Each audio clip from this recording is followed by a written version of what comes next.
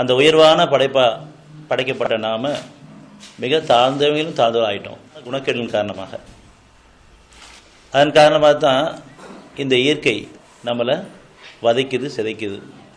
நம்ம வெளிப்படையாக சொல்லவும் செய்வோம், வெயில் ரொம்ப அடிக்குது அல்லது கொளுத்துதுன்னு சொல்லுவோம், அல்லது குளிர் அடிக்குது. இது எல்லாமே அந்த சத்தியத்தை தான் பேசுகிறோம், நம்ம உணர மாட்டேங்கிறோம். என்ன அதை அணைக்கணும், எனக்கு அது சுகத்தை கொடுக்கணும், இயற்கை எனக்கு சுகத்தை கொடுக்கணும், நம்ம ஒவ்வொருத்தருக்கும் சுகத்தை கொடுக்கணும். ஆனால் நம்ம எல்லாரையுமே இயற்கை நம்ம அடிக்குது அல்லது அழிக்குது. இருக்கிறதுலே உயர்வான படைப்பாகிய நாம் ரொம்ப தாழ்ந்தவங்களும் ஆகிட்டோம் குணக்கேடின் காரணமாக. நம்மகிட்ட இருக்கக்கூடிய பெருமைன்ற அந்த குணத்தின் காரணமாக. அதிலிருந்து தான் எல்லா விதமான குணக்கேடும் ஆரம்பிக்குது. அந்த பெருமை இல்லாத யாருமே இல்லை நம்மள்கிட்ட. பெருமை அடிப்பவர்களை இறைவன் நேசிப்பதில்லை. பெருமை கொள்வதற்கு நமக்கு எந்த விதமான தகுதியும் கிடையாது. காரணம், இந்த வானங்களும் பூமி யாருக்கு சொந்தம்னு கேட்டால் நம்ம எல்லாரும் சொல்லக்கூடியது இறைவனுக்கு தான். நாம் யாருக்கு சொந்தமானவங்க? இறைவனுக்கு சொந்தமானவங்க.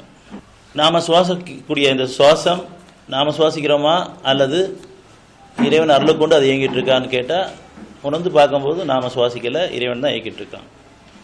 இந்த இருதயம் பிறந்ததுலேருந்து இறக்குற வரைக்கும் இயங்கிட்டு இருக்கு. இதை நாம் இயக்கிறோமா, இறைவன் இயக்கிட்டு இருக்கானா? நிச்சயமாக இறைவன் தான் இயக்கிட்டு இருக்கான். உள்ளுறுப்புகள் ஒவ்வொன்றும் அவன் தான் இயக்கிட்டு இருக்கிறான். நமக்காக உறக்கத்தை ஒவ்வொரு நாளும் கொண்டு வரதும் அவன் தான்.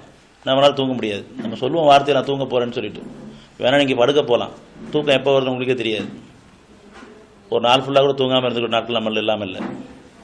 இப்போ தூக்கம் அவன் தான் கொண்டு வரணும். அது மாதிரி நமக்கு அந்த தூக்கத்தில் என்ன நடக்குது அப்படின்னு சொன்னால், முந்தைய நாள் எவ்வளோ கஷ்டத்தில் நம்ம படுத்திருந்தாலும் பல கவலைகள், பல சிரமங்கள், பல துன்பங்கள் நம்ம மனசுக்குள்ளே இருக்குது.